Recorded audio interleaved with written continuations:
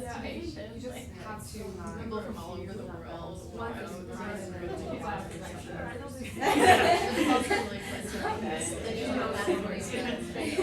Big Ben, it's the national park.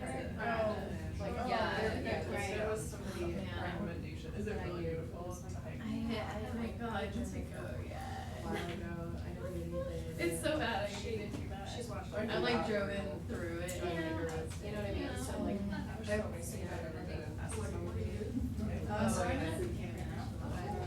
monuments and cards. Never saw it. They like, I mean, like I was just yesterday, but like the whole, like, I just do it all night. So you understand. I actually saw a capital.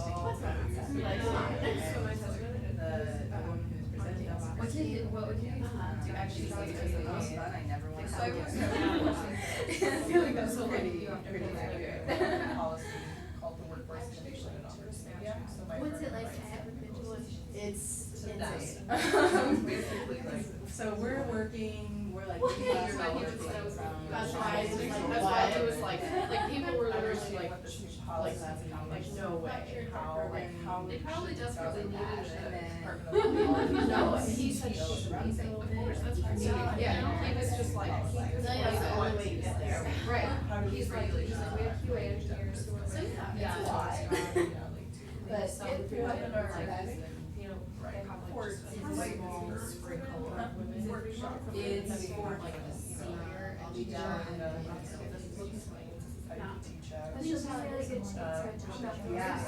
Yeah, So yeah, just like also very scary. Logistics and I think that's like one of the things that I like our consumption. People are very. It's fun. Now I'm doing it. So because I'm doing it with students, but especially where I want.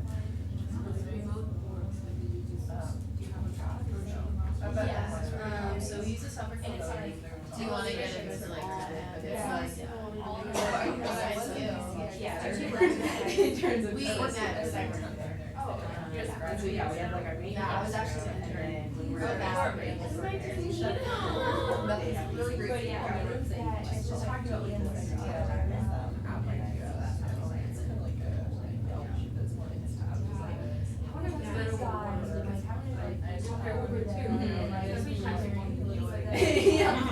I mean, there's times like that, but like too.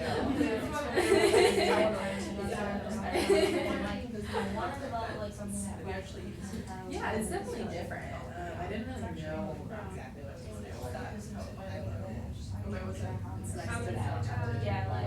And how to get it? I couldn't really, express it.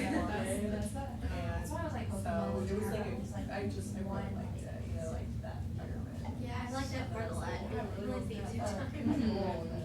I feel like it's a little more relaxed. Well, towards you, the founders are all guys. No, Be good at that. Depending on It's like a yeah, so you're still like a Boy Scout.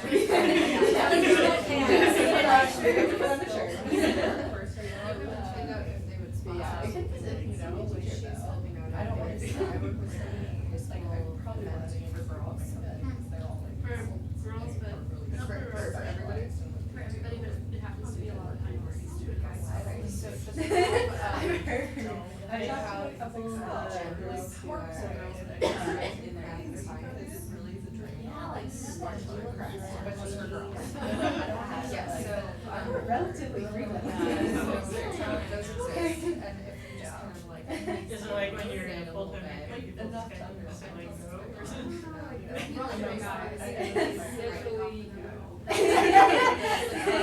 Someone like that you working with is really like what the up and coming.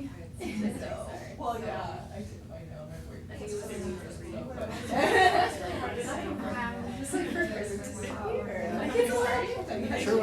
All right. Hi, everyone. Thank you for coming. We're going to go ahead and get started. For those of you who don't know me, my name is Ophelia. I'm a volunteer with Women Who Code. I've been volunteering at this meetup for almost a year now, or maybe a little bit more, can't really remember. But I've been part of Women Who Code Austin for a year and a half. So welcome, for those of you who haven't come before. So it's nice to have you. So it's just me tonight. Holly, the other person that usually helps with this meetup, who is also the co-founder for Women Who Code, is out sick, so you won't see her today, but you should come by next month and she'll be here. So our sponsor this month is New York Code Design Academy. Do you say that, or do you just say NYCDA? NYCDA is faster. So much So faster. usually- So much faster. But I'll introduce you to Kevin. He's here from New York. No? I live in Austin. You live in Austin? That's Oh, true. so you weren't here last Oh time. no, I'm an old nerd. Oh, okay. My mistake. I thought he was from New York, I guess. I've been to New York. Assumption here. But he is from Austin, and he'll present on what NYCDA is all about. I think some of you may be interested. I know that some of you have just graduated from a boot camp, but this is another boot camp with different alternatives and options for you. So if you just want to come on up. Sure. All right. Thanks, you guys. Yeah. So, first of all, hi, I'm Kevin. For those of you that just graduated from boot camp, congratulations on your scar tissue and good luck with your journey.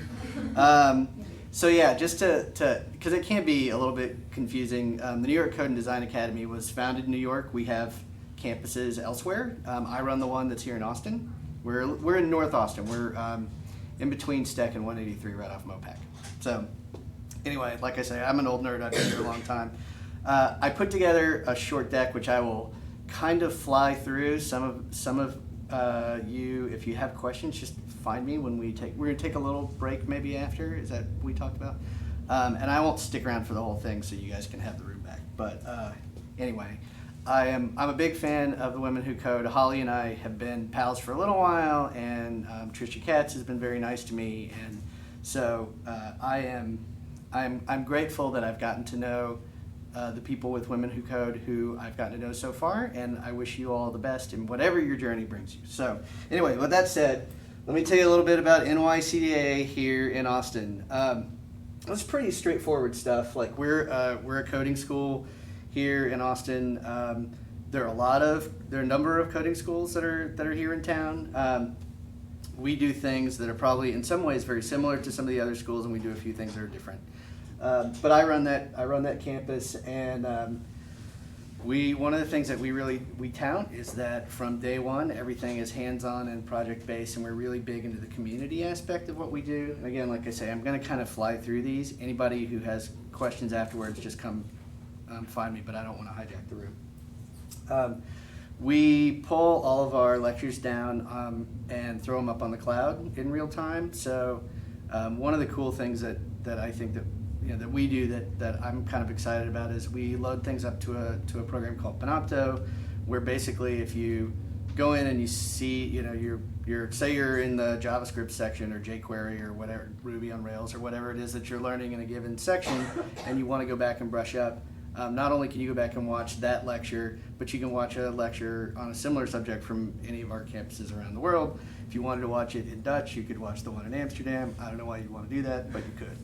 And then we go through and use Slack like a lot of people do, and Canvas, which is a pretty easy way to keep track of the curriculum. Some of you guys may know this, and some of you may not. Austin is continuing to grow, and the tech sector is big here, and it's not to say that it doesn't have its growing pains. I mean, in fact, like Capital Factory's been really out in front on mobilizing the tech sector, and but there was a really cool, at least very interesting study commissioned by the Austin Tech Council in 2015, and basically part of it said that it's a year and a half old, but like through 2024, they're estimating 2,500 to 3,500 additional tech jobs that are going to be created in this metro. So at the very least, the tech community, there'll be more of us before there are fewer of us. So that's kind of exciting. Just a couple of sections that we've got. We have a web development intensive class that is not dissimilar to some of the other WDI classes that are offered in code schools around town. Ours is 12 weeks or 3 months long. It is a eat, sleep, breathe code type situation. As I'm sure some of our code school vets can tell you, like, intensive courses are intensive, which is probably the reason they call them that. Anyway, our next one starts on May 1st. There are a number of things that you would learn as part of that class. I'm not going to go through them all, but suffice to say that it starts with HTML5 and you go all the way through Ruby on Rails, JavaScript, APIs, database theory, test-driven development, a number of things that we note here. And any of these slides that are kind of interest to you guys, if there are, I have cards that are on the back table, so feel free to grab one and ask me why I went so fast and didn't take all the subway on my way out. So we do some things that I think are kind of fun. Lots of lunch and learns. We do a lot of offsites. I'm taking 2 WDI courses this week to go visit people at Silvercar where they're hacking Audis, which I think is kind of a neat thing. Fortunately, one of the great things about living here is, like, even if you're not in code school, there's a lot of really smart people doing really interesting things. So I think it's a neat time to live in this city. I only throw up the Lunch and Learn speakers because one of them is Praxent, which happens to be the agency that Holly works for, and she was very nice and had us out and basically went through, like, what it is that they do and how that agency works. And so getting to know folks who are part of the community so we can leverage those relationships on behalf of the people that go to NYCDA here in Austin is something that we, frankly, like, I like that kind of stuff, so it's fun. We also have a few meetup series, including one that I call Let's Talk About, where we all get up entirely too early and talk about things that have to do with code and have tacos. We do bring in special guests. One of the special guests that I was really excited to bring in from here, I don't know if any of you, and I'll just, like, share this part of the public service announcement. If any of you have ever seen Josh Kerr speak, he's amazing. He's founded 4 companies. The thing that I always tell people that kind of freaks him out is he's the reason you can sign your name on your iPhone with your finger. He invented that. So, but he's a really terrific speaker. He's also an entrepreneur in residence here at Capital Factory, and he's great. So if you don't see him with us, see him somewhere or stalk him online. He's awesome. Anyway, we talk about the employer meet and greets. We also do a part-time WDI class, which is, like, I don't want to quit my day job, but I don't really like sleeping either. So I want to, the next one of those, it's like kind of 3/4 joking. But the next session that we do there is starting on April 3rd. We have, like I said, we have concurrent WDI sections running right now. We're pushing the next one back a little ways, and then this will be the first WDI part-time class that we do in the evenings. It's 24 weeks long. Anyway, that's me. I talked a little bit briefly about I'm just going to nuke this real quick. I talked a little bit about the community side of what we do, and rather than, like, kind of tell you guys this cool story, I thought I would let Ricardo Lopez share it. And so I'll assume that the volume is going to work here, and if not, I'll just kill it and tell you, and then I'll be done.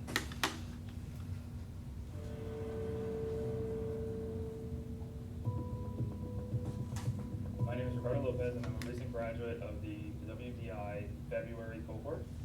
And my final project was text prep. It came about because my aunt was recently studying for the naturalization exam. I mean, just like millions of people who have come through this country, taking the naturalization exam is just massively important. A lot of families work really hard just to get that. So I wanted to help her study for this exam because I saw that she had some trouble juggling her full-time job. So I created an SMS-based study tool that sends her 5 questions per day to actually assist her in studying passively so that she's actually staying pretty fresh and sharp for the exam. So anyway, that's just an example of the type of things that people have done that are community-based, and, like, frankly, like, that guy can give that away or sell it and frankly do whatever he wants to, like, help people in similar situations.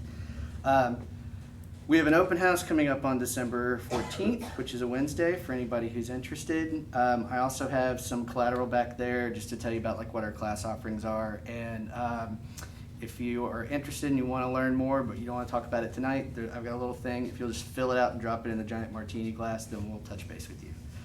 Thank you, Women Who Code. Thanks for having me. That's all.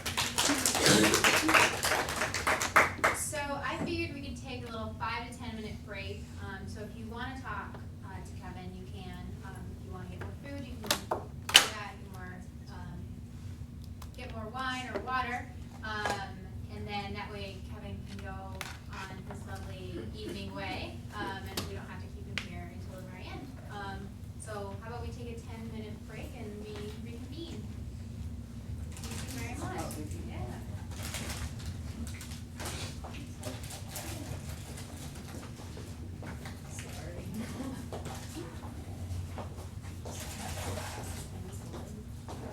Hey, how's it going?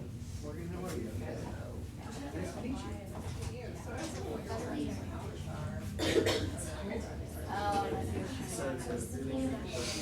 I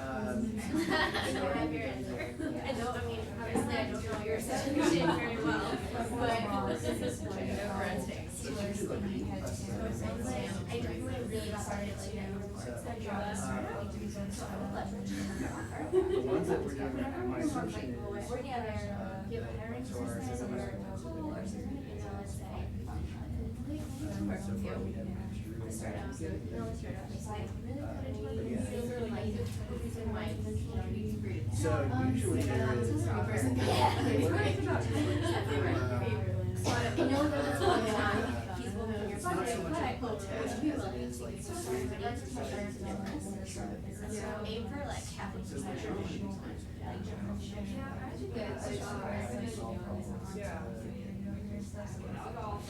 Yeah, well. Oh, good. It is, what I will tell you is. Not going that way. Still the same day, like, give them a day. It doesn't hurt to have it right now. I think you should always negotiate. My dad was really Because it's crazy how, like, and sometimes I wasn't gonna negotiate, and they told me, that's right, just over a year ago. And then I But yeah, I was and like. then the next week, they're telling me like $10 less than what they actually ended up giving me. And the only reason I knew that they were going to pay me more is because I knew another person who was interviewing for that job who didn't want it, and they said, oh, they told me this figure. And they told me a different figure, and I'm like, oh, well, if you want me to work there, now you have to be this figure. So that's how, and I would have known, like, I would have been perfectly content with 10K less. So I struggled to negotiate. Yeah, big project management. That's the kind of thing that makes me so angry. I think that people should be transparent. Like, there's a salary band for this job. I mean, I guess if you're more skilled, they can bring somebody who's good as a starting point. I just feel like that's Right. They should also self-learn. I think,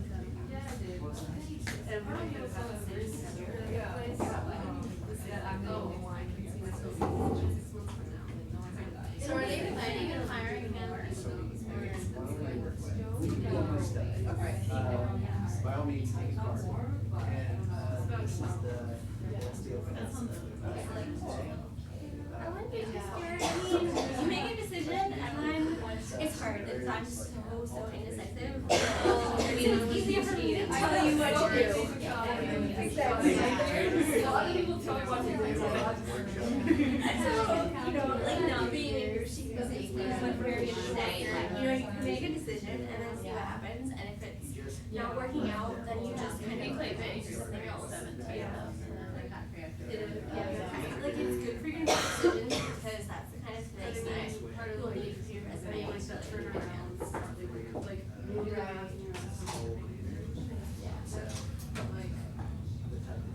I think it's like for like if we can't find If you do have more responsibility and it's doing it on its own, better if you're doing it alone.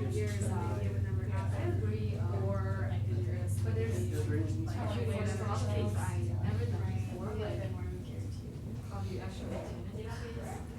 well, there's no guarantee, well, you know, you can hope that they're, Yeah. so all these things that are odd. I have more confidence, like how do you actually know?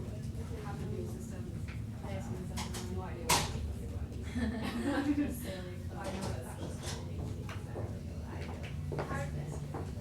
you go past that? Yeah. I don't know, like, I applied for like hundreds of jobs. I don't even know where actually like, I think you have to be really, because that's so funny, Yeah. because you know, you're, have a job offer from Indeed, and Indeed helped you find So, like, the other jobs. yeah. But I guess that's. A good like that is a way to be like doing full time. So you just written for junior stuff? Indeed, well, there are job sites, so there's also the jobs there. It's pretty. It's just like, I use Indeed, I use LinkedIn. Yeah, I didn't like really seriously start looking at Building an office to another one. Oh, cool, I didn't know about that one. I guess I was asking, so it was because I wasn't sure if they were more helpful for like more senior people. Oh, no, I think Indeed is more like. No, I think building off some of them like are in the same arena. Senior people, but Oh, shoot, thanks for I don't having know me. what your boot camp is. Some of them are Like, really. my boot camp Just just apply, apply, find find a a slot. So, Yeah. if you know, you jump to Yeah, history, exactly. apply. Date on there. I think I keep track, age, Okay. but there's more than anyone. Yeah. There's this, at the end, I just crazy to go to the wholesale. Busy. Yeah. Close to 100 jobs. Yeah, whatever is. They literally. Yeah. I'll go ahead and all of them, they don't even require skills. Yeah. Right? Well, I'm gonna get Yeah. it, but I'll leave you. My first. Sure. I am like around the time I was studying boot camps, my husband. Yeah, was, definitely. hiring Thank you. engineers. Is that gonna And he was interviewing. Food or sandwich? I don't even know. I know, I was reaching out, Yeah, like, like, take it.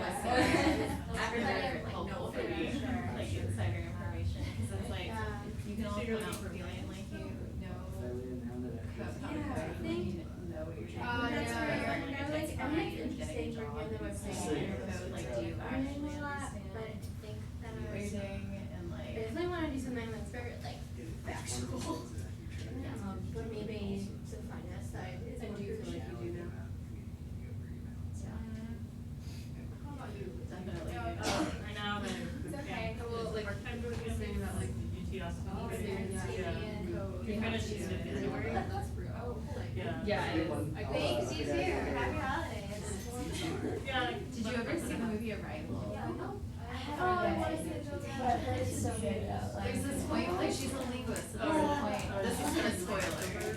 I don't know this right off the bat, she's a linguist, and like, she at one point talks about how like, when you Yeah, so like, starting to learn a think new more language, about- not only learning a new language, but if you're immersed in it, then when you start, it completely alters reality for you. And like, I feel like that with code, like, you're I'd like to, yeah. even, like, solving your code problems, like, sometimes I would. I work for the wake up state, and, like, I'm an internal that, audit. like, I dreamt about it. But looking like this. And like alters how you communicate and like being like students like It is kind of hard to like, do a full-time job and Yeah. work. Yeah. Yeah. And How does it do this? then you say like, oh, send 5 applications. you like stop a day. taking Like, it. go work.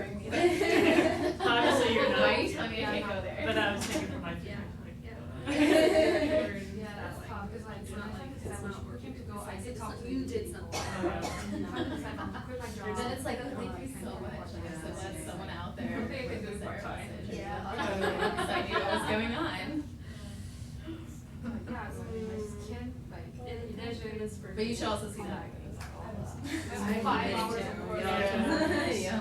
There's there's like obviously income, I will say like, like. health insurance and all that, but sometimes I get like really impatient. Like, I'm like, I just want to keep coding and like, yeah, But like, why? I do a lot of coding on the weekends and stuff because I'm like, One of the things that he said was like. but then it's like I have to It stop. might not be the most popular language in town, but in many years, like, Yeah. documentation and a really good like. It's great that you're so passionate about it, that you just got to be coding all the time. Well, I know, sometimes you just get really into Which it, isn't to like, say that there aren't you're working on a project. platforms like that, like I I don't get it. know. Yeah, just That like much about flow state, yeah. community, but I think that might be similar, and you know, just like, and, I mean, JavaScript's been around for. So how do you like the now, and like, whatnot, so it's like. I Not like my necessarily teachers starting and with like the hardest TAs. newest thing, but Administration starting with sometimes is a something little kind of like. flaky, I feel like.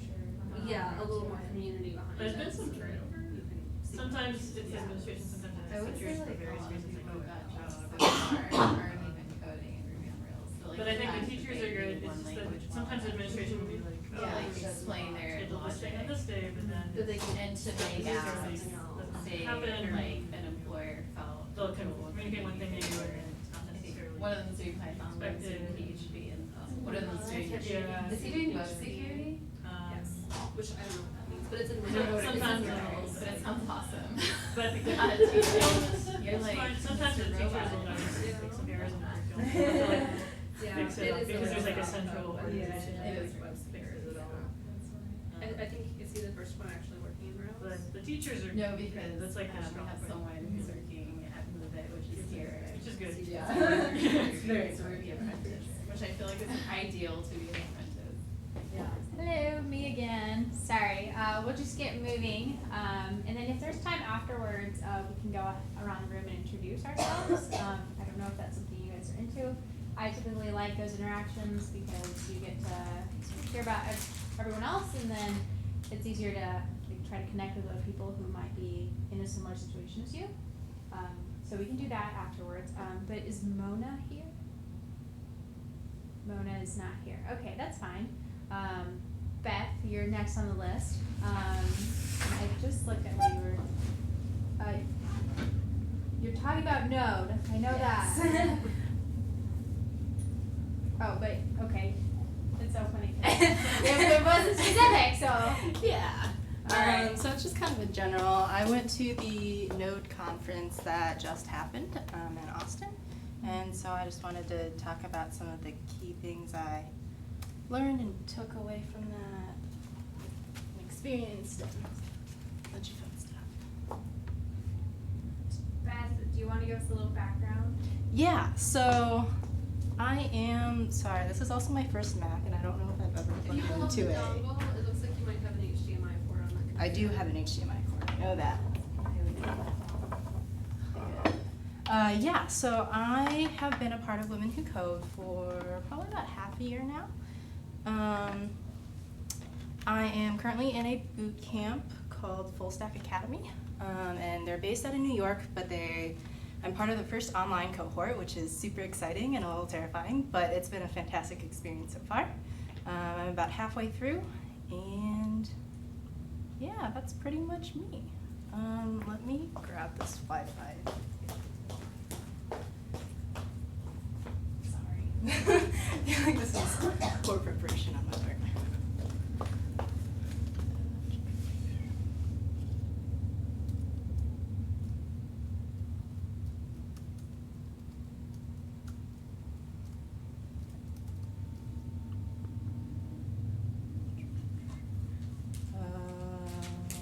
I don't know if that's a good thing or a bad thing. Okay, well, it seemed to be working, so let's go with that. Let me open.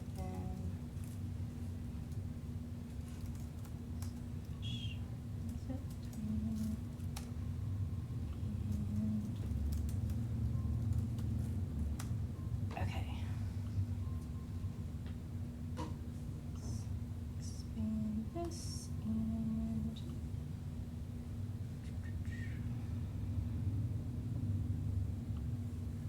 I don't know if you'll, okay, you can see my notes, that's awkward. Give me 1 second.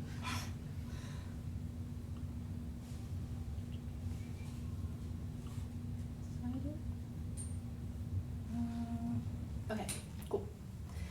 Yeah, so like I said, still kind of new to coding, but Women Who Code actually gave me a full ticket to NoteJS Interactive, and so I was super excited, and I wanted to share kind of what I learned with everyone, or at least the things that made kind of the biggest impression on me. So there were a ton of keynote speakers. I picked out a couple of the ones that stood out to me at least. One of the community members of the Node Foundation spoke about the state of Node.js. 400 packages are uploaded to NPM a day. There are over 5.5 million users. So it's the fastest growing open source platform in the world. So that's pretty exciting if any of you are doing Node or are interested in it. State of Express. Express has a lot of stuff coming, including what I think is super cool, which is promise integration with routing. And then Joe McCann, who's the CEO of NodeSource, who they produce an enterprise version of Node.js with more scalability, extensibility, etc. And NASA, MasterCard, and Condé Nast actually depend on that for pretty mission critical stuff that they're doing, which I found very interesting.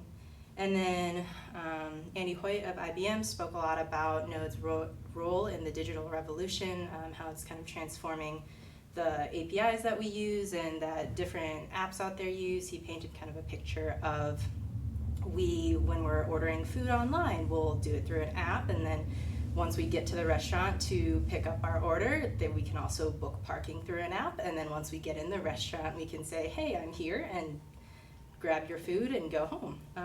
Which, I mean, pretty much is the case right now, and so in the future it's exciting to think of what'll happen. I don't know if it just did or not.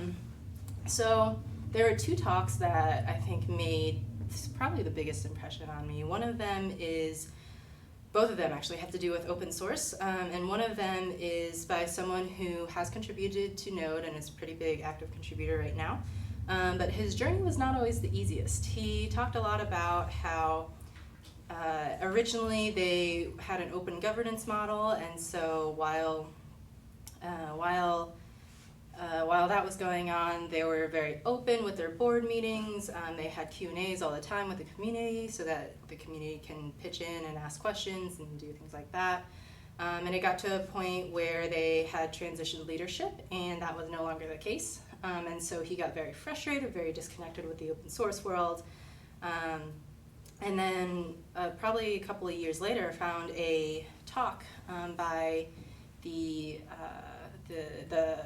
head of the board at the time, and she was kind of saying, if you can't find our, like, we really are aiming for transparency, if you can't find our board meetings and meeting minutes and things like that online, like, let me know. And so he immediately started tweeting her, emailing her, opening issues on GitHub, everything, and just like, hey, you said this, but it's still not happening, like, I want to be able to participate, but, like, I can't right now, given the state of things.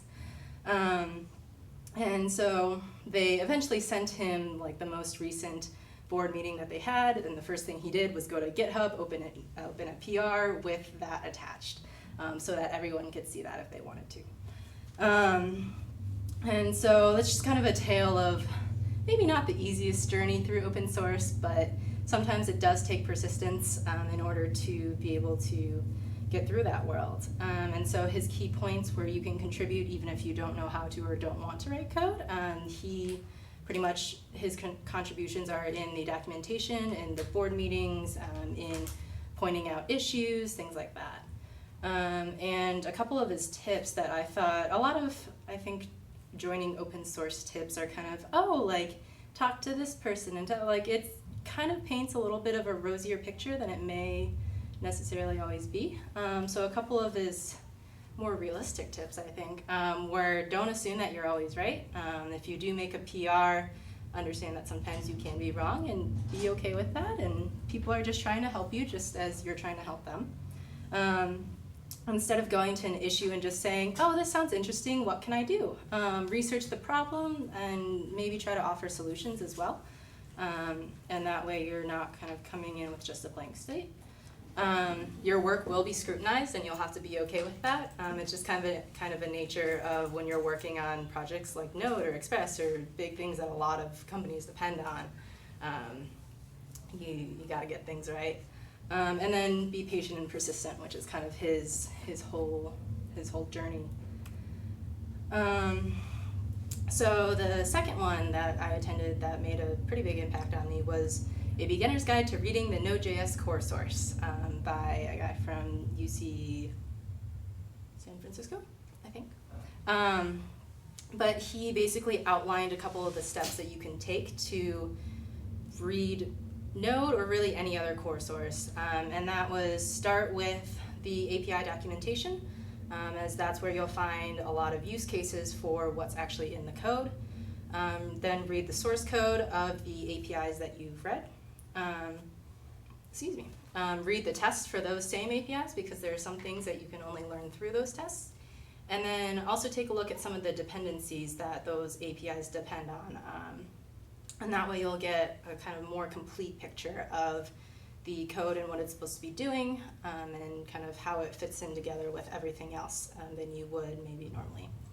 And then his kind of deal at the end was, if you found a bug, or you found an issue, or you found a typo, or something, contribute. And even if you didn't find anything, he started this handy site called Node2Do, where basically he'll guide you through setting up the Node core source on your laptop and kind of how to go through it. And then at the end, there's a little blurb that says, if you've done all this and want to contribute, but you have no idea where or how to start, email me, and his email is in that link. Email me, tweet at me, like get in contact with me, and I will talk to you, get a sense of your ability level, like your skill level, what you can do, and we can find something that you can work on together, which I thought was super cool.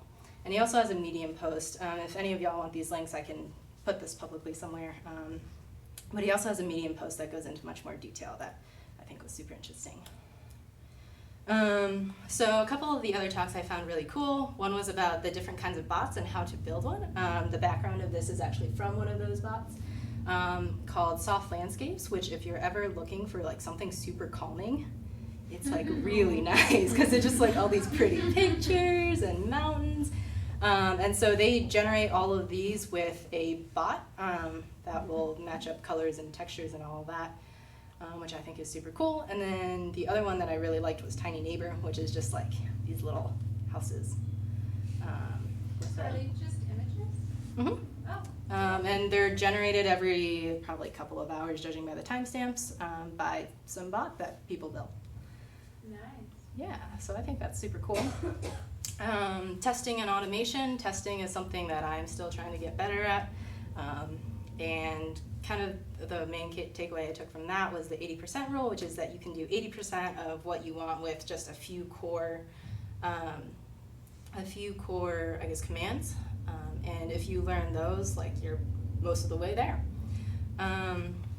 Node game, I actually majored in psychology in college, and so he was a social scientist at Harvard, MIT, somewhere in the Boston area. And he was using an open source platform called NodeGame to conduct real-time behavioral experiments online. And so if any of you are familiar with WebSockets and kind of real-time communication, it was based upon that.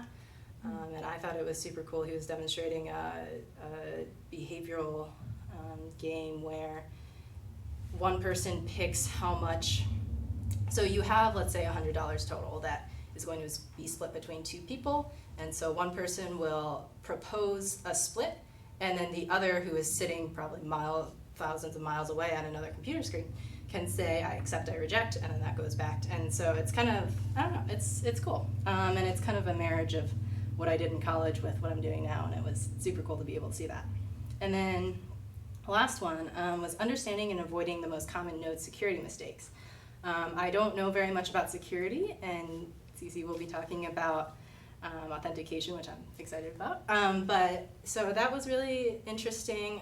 Kind of his main point was that a lot of your code nowadays is going to be from third-party packages and third-party code. And so you don't necessarily have control over what's in there, but you do have control over what third-party packages you do use.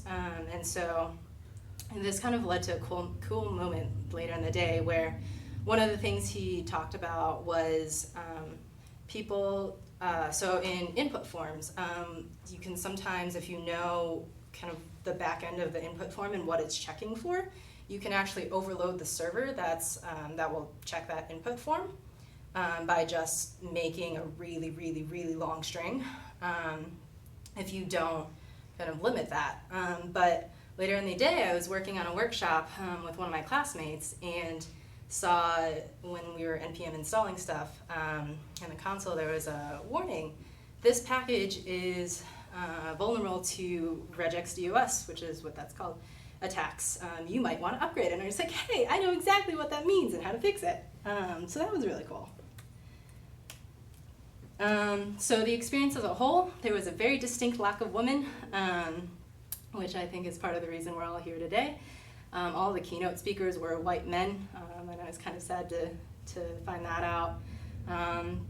It wasn't necessarily surprising, but it was just kind of a reminder of the state of things.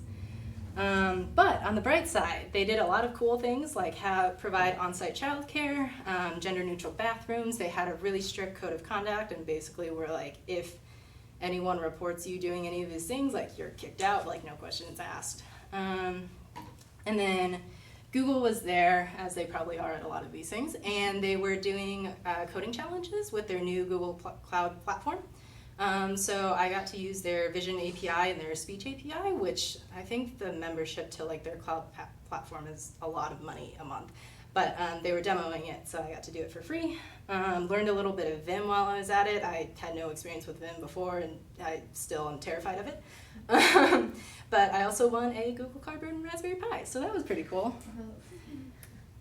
And then personal next steps of things that I will be taking away. I've been wanting to contribute to open source pretty often over the past couple of months, and I get to the point where I'm like on GitHub looking at issues, and then I like never really know if I have the ability or the skill to work on a certain issue, and so I'll like slowly back away for a couple of weeks, and then in a couple of weeks I'll be like, okay, let's go look at issues again, and then the same thing will happen. But there are two projects in particular that I've been eyeing. One of them, I don't know if any of you have heard of Free Code Camp, but that's kind of where I came from in terms of how I discovered coding. And so there's a member on there who's become one of my friends who's working on a pair programming app. And so it's kind of a small code base at the moment, so not as terrifying. I know the guy who's running it, so like a little bit of a lower point of entry. And then the Sequelize documentation. I don't know if any of you have ever used Sequelize, but the documents are the worst things ever. And so hopefully I can at least make some part of it better. There's also, if any of you are interested, something called 24 pull requests that runs every December, and it's basically from December 1st to December 24th. The goal kind of is to make 24 pull requests, but their whole mission is just to get people more involved with open source, period. And so if you make a certain amount of pull requests, you'll get different prizes like stickers and t-shirts and that kind of stuff. I would like to make a bot at some point in the near future. I don't know what the bot will be yet, but I'd just like to experiment and see what happens. And one of the coolest things that I found when I first started coding was a voice-activated interactive R2-D2 that ran off of, actually I think it was multiple Raspberry Pis. But now that I have a Raspberry Pi, that still may be a little out of reach, especially because I don't really want to make a whole like metal ball and everything. But I can definitely experiment, and I'd like to do that. So you can find me at these places, personal website, Twitter, GitHub, all of them are the same. And then I also just wanted to say a huge thank you to Women Who Code for letting me do this and go to Node, because that would not have happened without them, and all of you for listening. Does anyone have any questions with that? Oh, yeah, that's it. So I'm a bit curious about your interaction at the NoteJS conference. Mm-hmm. Like, I know you said there was a lack of women there, which is, you know, very, I guess, normal, like you said. Yeah. It's kind of sad to say that. Yeah. But how are your interactions with the people that were there? Like, were they welcoming? Yeah, everyone is super welcoming, super nice, I told pretty much everyone, like, I'm still learning, like, I'm still very new to the coding world, and they were very open to that. I think their main goal is just to try to get people into the community and get people to stay and really appreciate the community, and they did a good job of that, at least. I'm super interested in regex DDoS attacks now. It is very interesting. Yeah, he demoed it on like a little toy app that he built, and it's crazy what. I want to see. I got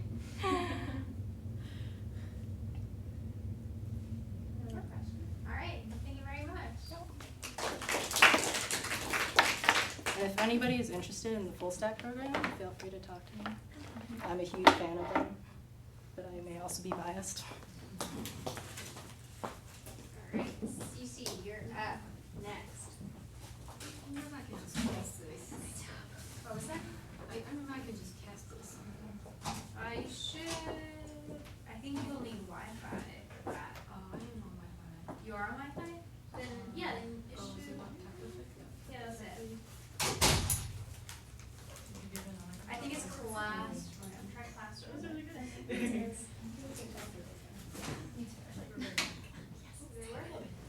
Awesome.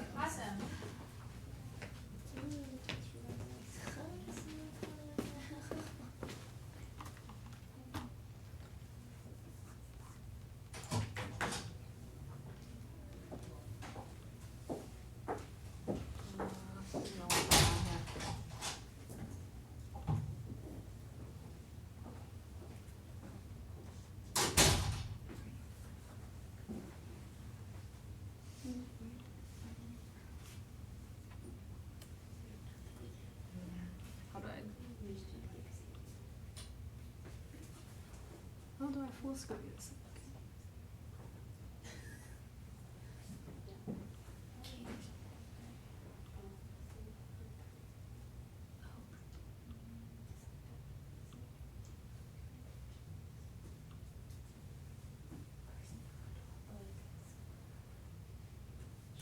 I don't know what's going on here.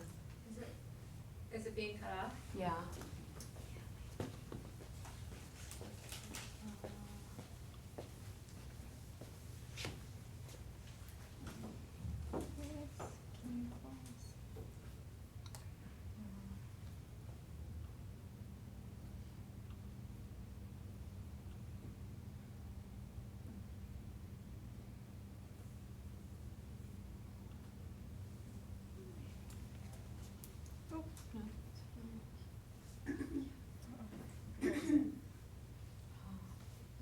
I don't know. Guess it's gone. Oh, it's okay. I think it's, yeah, so try to open it again.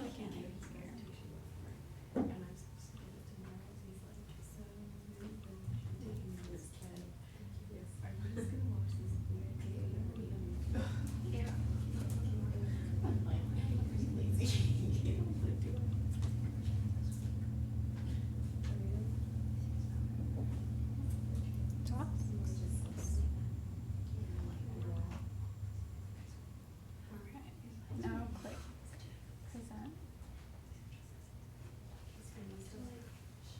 Alright, cool. Okay, so hi everybody, my name is Cece, just two C's. And today I want to talk about authentication. So before I begin, I want to say I'm not an expert of this. I want to talk about this because, long story short, I just graduated from Maker Square about 2 months ago, so I've been job hunting for the past 2 months. So in these 2 months, authentication actually come up twice in all the interviews, and both times they come up as code challenge.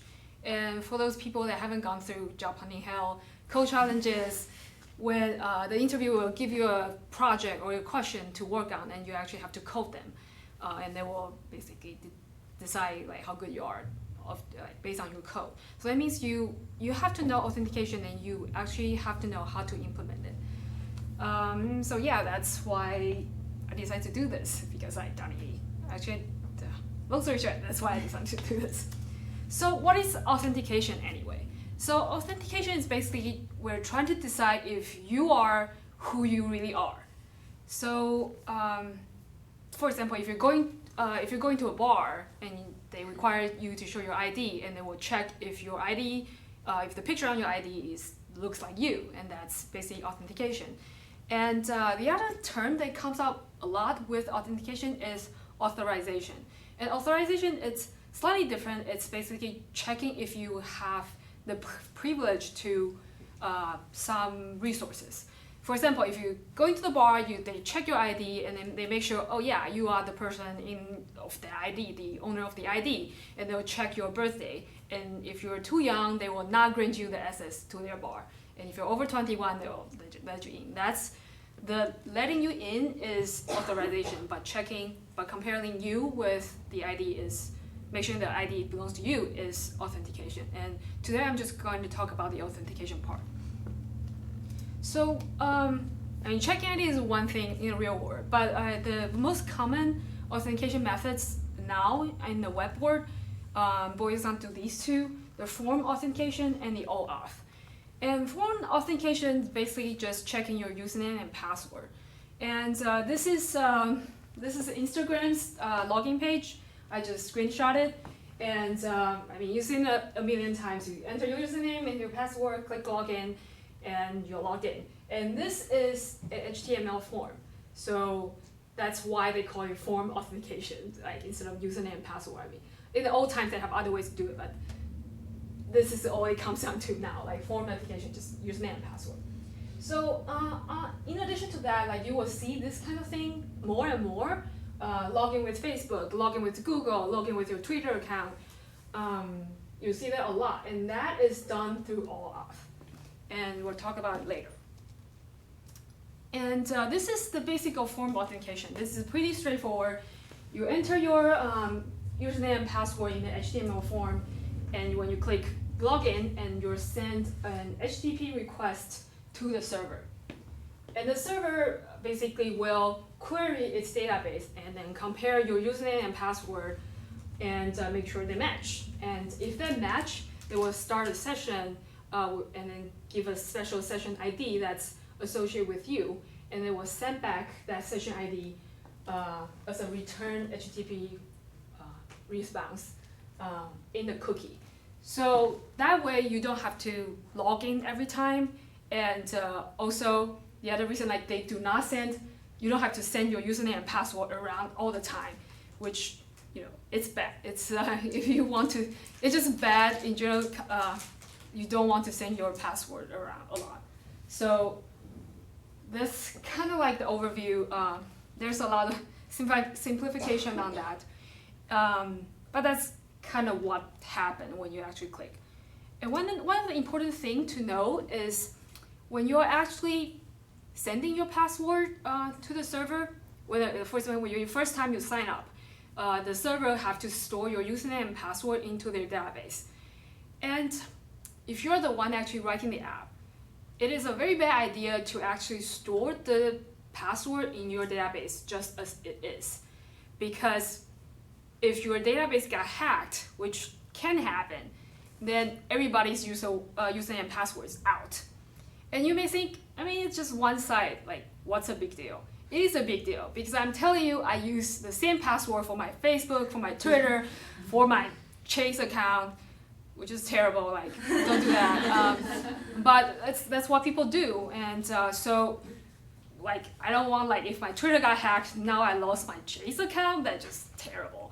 So don't do that. Don't be the one that leak out everybody's password information, and that's why people do password hashing. And what is hash? And on top of that, they do a salt. So what is hash? Hash is basically it's a one-way function. So it can take a string and make it into another string that's usually a lot longer. And this function is one way. So for example, like if my password is 1234, again, terrible. Like after hash will become depends on which hash mechanism you use, it can become like 128 bits. It can be a really long string. And then it will be really hard to guess. Well, now it's stored in the database. When even you see this 128, you're like, I'm not sure what's the input of it. And there's no way you can back calculate that long hash back to 1234. And that's what they call one way. The problem of this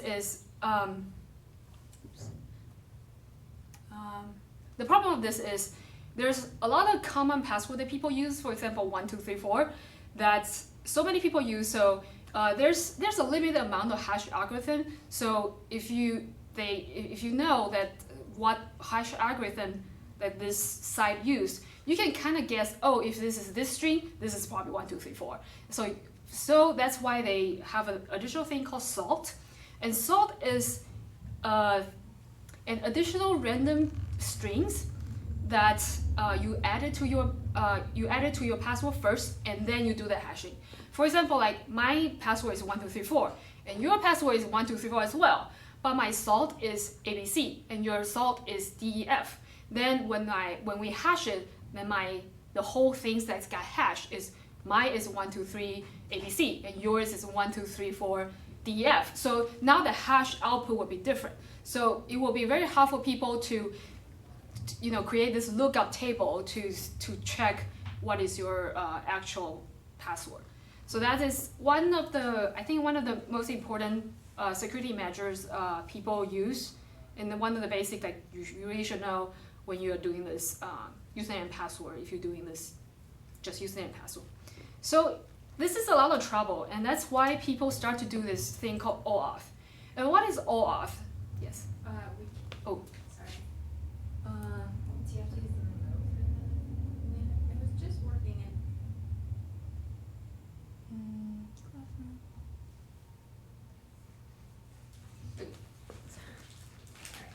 Okay, so that's why people start to do this thing called OAuth. And OAuth is basically, you definitely seen it. It's like the login with Facebook thing. It's like if you are the app owner, you are writing this site, but you do not actually, store the username and password. Instead, you ask the third party, like Google, Facebook, and ask them, oh, is this person exist? Do they already log into your service? And then you'll be like, okay, yeah, if Google trusts them, that's good enough. I'm gonna trust them. So that's kind of what the idea is. So what happens when you actually have the OAuth is when you click login with Facebook, actually you like in your website you actually send these people to the authorization server that Google or Facebook provide. And then the Google and Facebook, they will prompt you, like you definitely see that they will prompt you, say, oh, have you logged in? If you logged in, do you trust this website? Do you trust them with your information? And if they click yes, and Google or Facebook will send back a code to your server, to your app server, and then you can use that code to get information, the user's information. For example, like you can get you can get their username, you can get their avatar, and sometimes like you can get their friends list. So I mean, this OAuth, it's more powerful than just authorization. It is authorization engine. You are authorized them to, as a user, you are authorized this app to actually get more information from other sites, and but I mean on the basic level, you can use them to do an authorization for your site, even if you're not using additional information. Like, but usually people, there's a lot of fun things you can do. Like you can get their avatar and show their avatar, but in the basic level, you can use it just authorization. So that's the basic of OAuth. And how do you actually do authentication in real life? The good thing is, a lot of things, like most of the language have their own framework to do authorization, so you don't have to do all the setting up session, all the sending all these tokens around by yourself.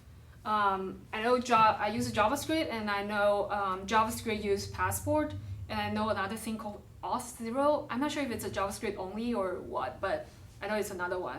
And I think Java has the Jazz, which is just in Java, and I know if you use Java, the framework Java Spring, they have Spring Security. And C#.NET, I'm not an expert on that, and I'm not entirely sure, but I know they have libraries like system.web, security. There's a lot of things you can use. And I think Ruby has a thing called device, which I kind of just Googled it, so I know nothing about it. But yeah, that's that's what you do. So you don't have to do all these things. This frameworks or libraries will make your life a lot easier. And the takeaway is you should use this library because there's a lot of security details that you may not consider. So it is better to use something that's already proven, and there's millions of people used it before, and it's been through like rounds of iteration. So it's definitely more secure than what you're trying to write.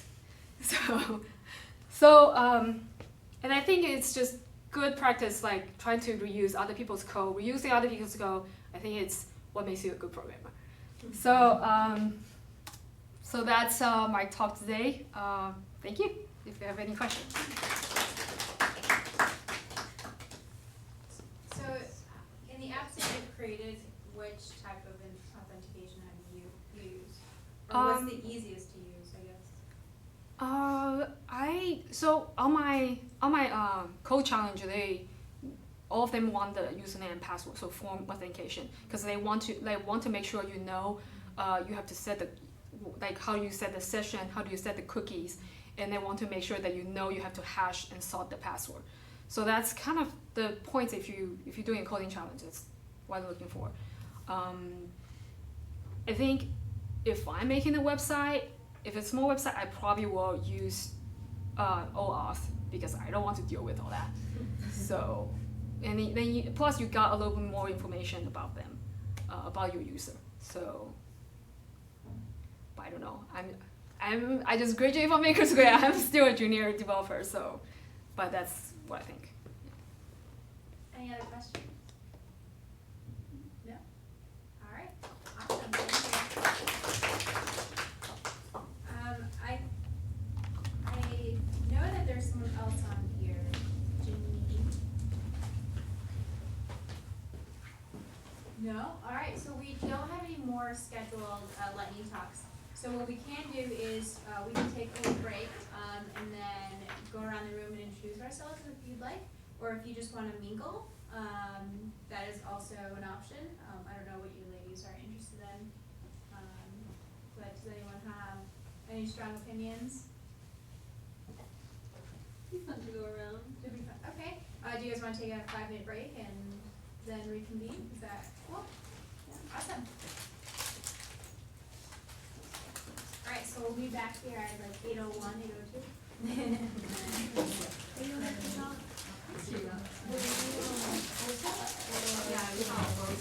Feel free to take eat some food, please. I don't have to take it all. I don't know. Maybe brother. Yeah. I'm just kind of like everything Sure. actually, Yeah, no problem. Feel free to take any sandwiches or stories or chips. I'm Yeah, feel free. Are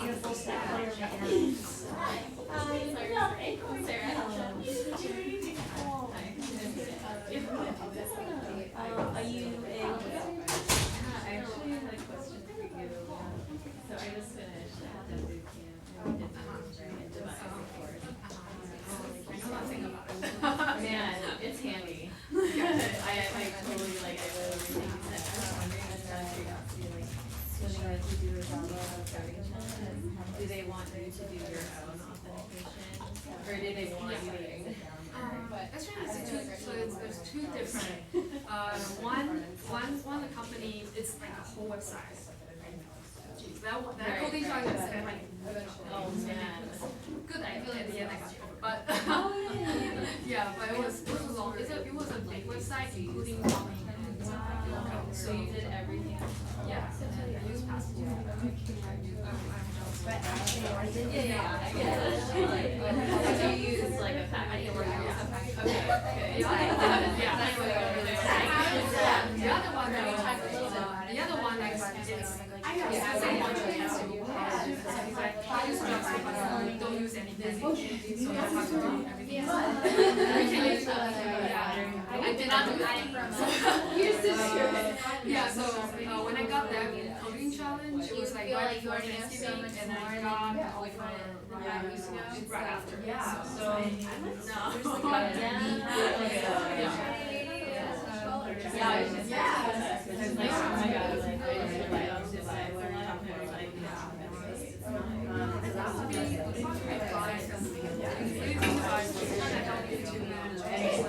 I haven't done it, so I don't know why I was about to do it, and I was thinking it was kind of the management sessions or something.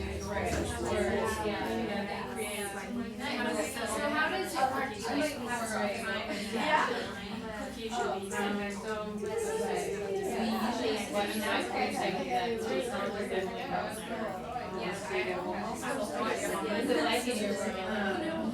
Actually, so you're either in the main lecture, No, so I actually have 2 offers now. I can't decide. I was hoping like come here and talk to people, and I can't decide.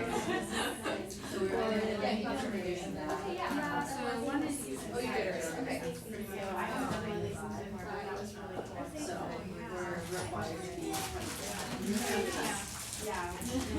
So do you, like after 5, do you like eat, try to work out or something, and then get back at it?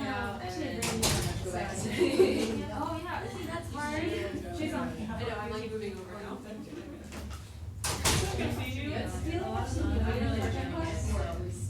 Yeah. Wait, you came to when the meetings, the cohorts, before. meeting cohorts? Oh my god, you have Yeah. one.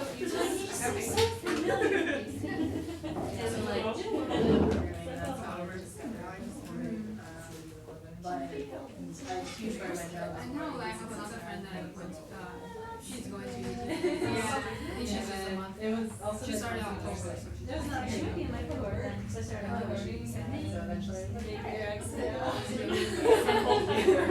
for you. And then- But I think